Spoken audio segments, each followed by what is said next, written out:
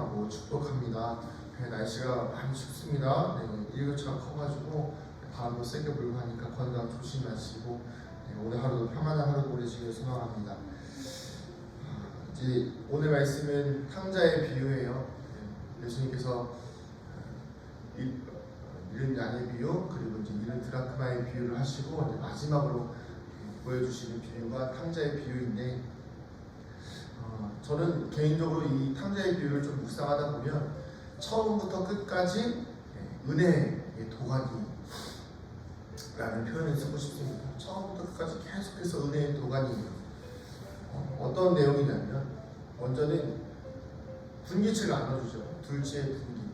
그런데 보통 우리가 이제 지금 그렇지 않지만 과거 또 이제 이스라엘 민족 사회에 있어서 모든 재산의 거의 대부분은 첫째가 가져가요.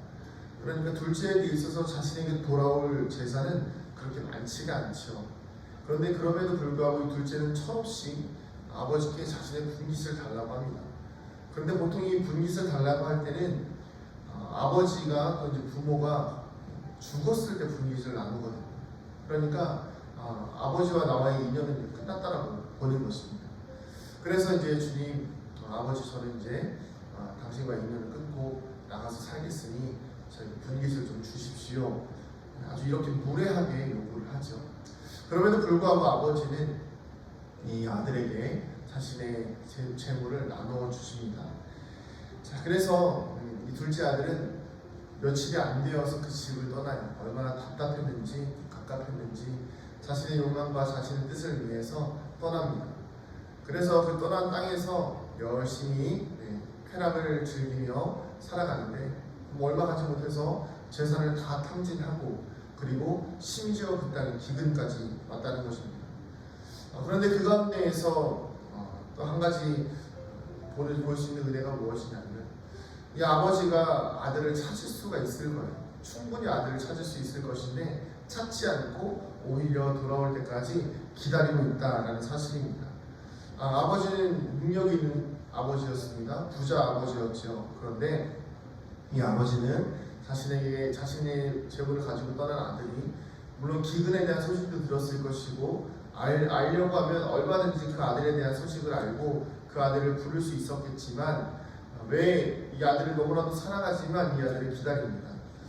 왜 그러냐면 이 아버지는 이 아들이 멀리서 돌아왔을 때 그 아들의 모습이 꽤 많이 변해 있었을 거예요. 근데 그럼에도 불구하고 그 아들을 알아보았다는 것입니다. 이것은 무엇을 의미하죠? 아버지는 계속해서 기다리고 있었다는 거예요. 찾지 않고 기다리고 있었다는 것입니다.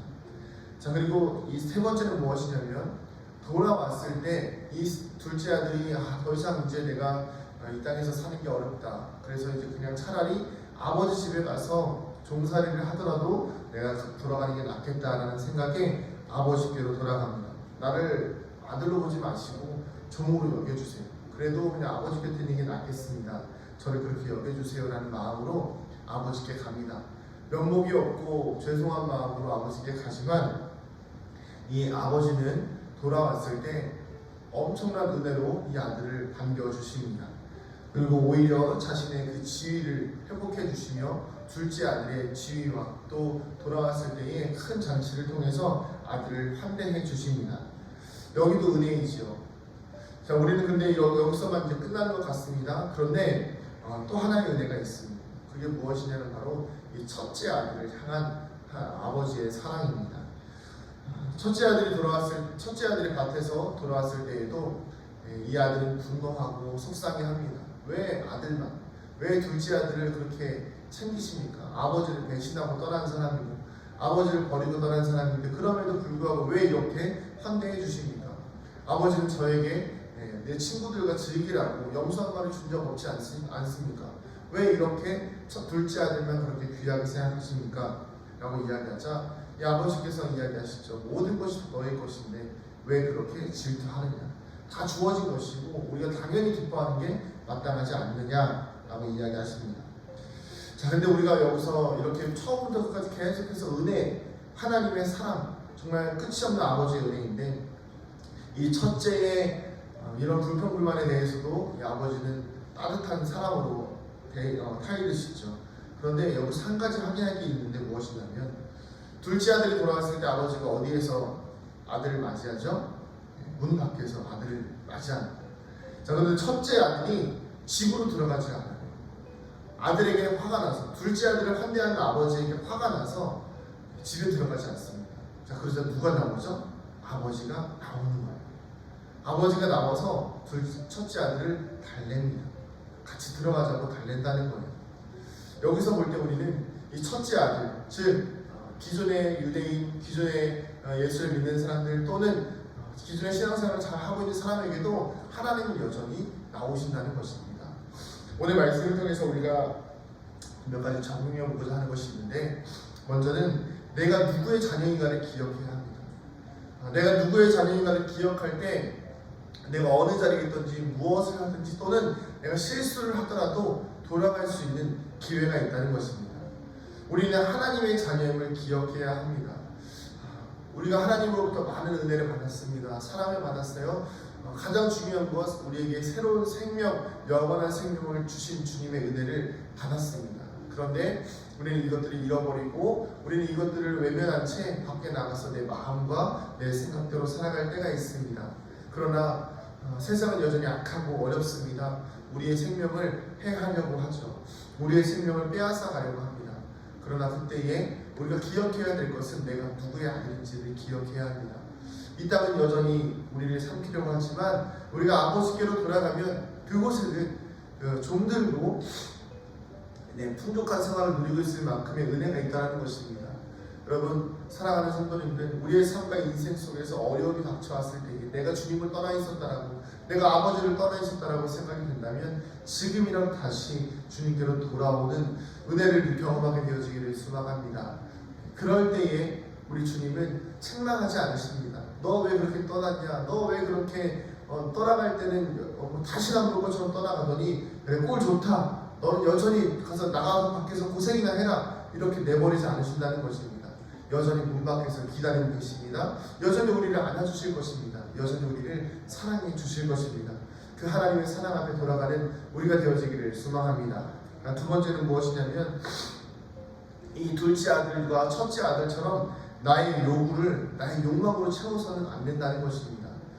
둘째 아들은 자신의 욕망이 있었습니다. 자신의 꿈이 있었지요. 그러다 보니까 아버지를 나의 욕망의 도구로 삼았습니다. 그래서 주님, 아버지 나에게 돈을 좀 주세요. 이래서 아버지께로부터 받은 돈을 가지고 나아가서 세상에 나아가 마음껏 살았습니다. 자신의 요구, 자신의 욕망으로 자신의 아버지를 이용했던 것이죠.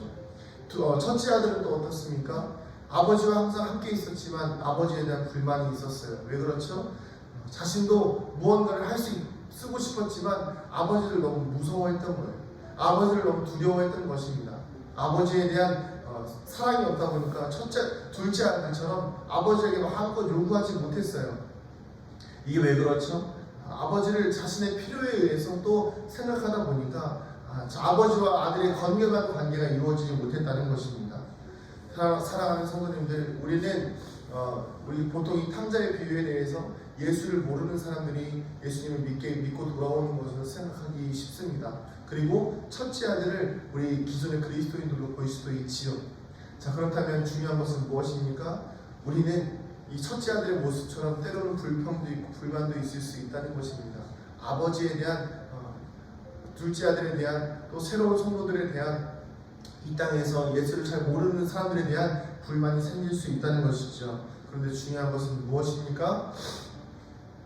아버지께서는, 하나님께서는 이 첫째 아들도 문 밖으로 데리러 나오신다는 거예요. 하나님께서는 이 첫째 아들도 어르고 달래어서 데리고 들어가신다는 것입니다. 오늘도 우리를 위로하시고 우리의 욕망의 도구로 사용하려 했던 그 아버지께서는 그걸 알면서도 우리를 사랑으로 품으시고 덮으시고 보다듬으시면서 우리를 천국으로 이끌어 가신다는 것입니다. 오늘 우리의 신앙생활 가운데 하나님을 붙드시게 되어지기를 소망합니다. 오늘 우리의 삶 가운데에서 아버지께서 우리를 여전히 사랑하고 계시고 첫째 아들과 둘째 아들 동등하게 100%의 사랑으로 사랑하고 계신다는 것을 기억하시기 바랍니다. 그래서 때로는 억울하고 때로는 어렵고 때로는 힘든 상황이 있을지라도 여전한 하나님의 사랑으로 우리의 삶 속에 하나님의 은혜가 풍성하게 되어짐을 믿으시고 또 그것을 통해서 은혜를 누리시고 하나님의 자녀들의 권세를 누리는 거룩한 믿음의 성도님들 되시기를 주님의 이름으로 축복합니다. 기도하시겠습니다.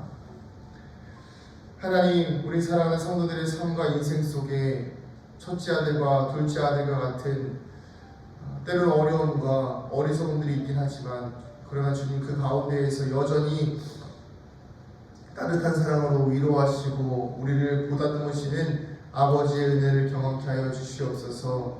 하나님, 우리가 아무리 죄를 짓고 아무리 문제가 있다고 해도 결국 주님께로 돌아갈 때에 회복과 은혜와 평안이 있는 줄로 믿사오니 오늘도 우리가 주님께로 돌아갈 수 있는 은혜를 허락하여 주시고 주님, 우리를 외면치 마시고 문 밖에서 우리를 맞아 주시옵소서. 감사드리며 사랑이 많으신 예수님의 이름으로 기도드립니다. 아멘.